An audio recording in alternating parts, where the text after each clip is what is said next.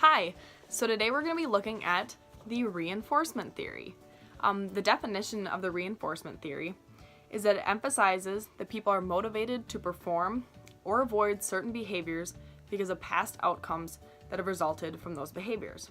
This could be positive or negative. I like to think about this in two different ways.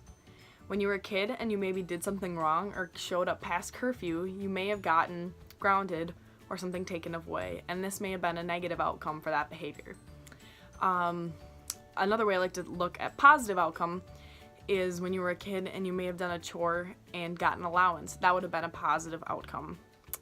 So this is just kind of the basis of the reinforcement theory, and now we're going to go more in depth and look at the key elements of the theory. There are two key elements to this theory.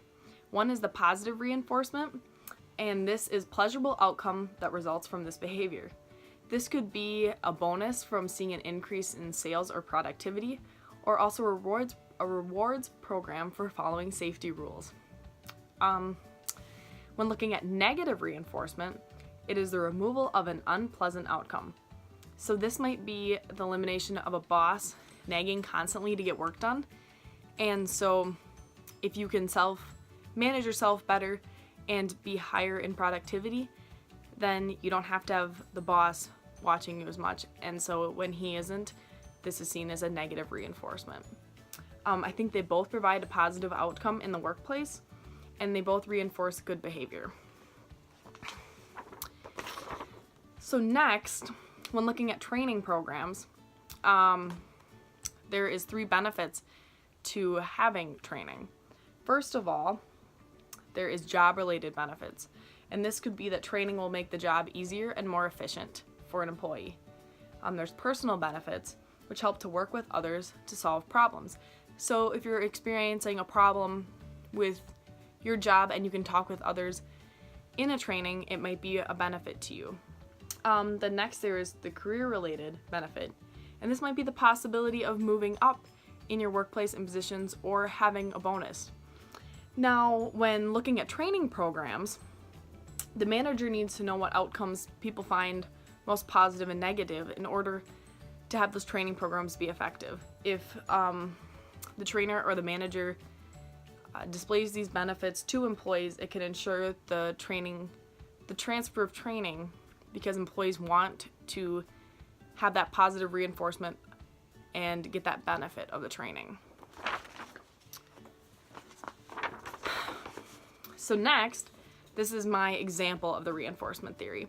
So in a workplace, if there is issues with safety and the company works to remind employers to work more safely and also recognize safe behavior, you will see a decrease in accidents. So if you're increasing the reminders and the recognition, the reinforcements, then you are going to see a decrease in the accidents. So by using the positive reinforcements, such as recognition, it helps employees be more aware of how they are working, and it will increase the likelihood that they will follow safety rules better. So this is just a simple example of the reinforcement theory in the workplace. So when looking at PAT1, I would say that for a positive reinforcement, I would offer bonuses and rewards programs to encourage good work. And this will help motivate employees because everyone loves to get rewards and bonuses for working hard. Next, as a negative reinforcement, I would use independent leadership. If somebody is good at managing their time and is responsible in the workplace, they should be rewarded and not have to be in constant contact with their manager if they can do it themselves. This gives them the negative reinforcement of doing a good job. So, what I want you to take away is that positive reinforcement gives to employees, and that negative reinforcement takes away something an employee doesn't like to make their job better. So I believe the reinforcement theory is effective. I have seen it work in my workplace, and I can understand how it helps motivate employees. So this is the reinforcement theory, and I hope you have a better understanding of it, and I hope you can use it in future training programs. Thank you.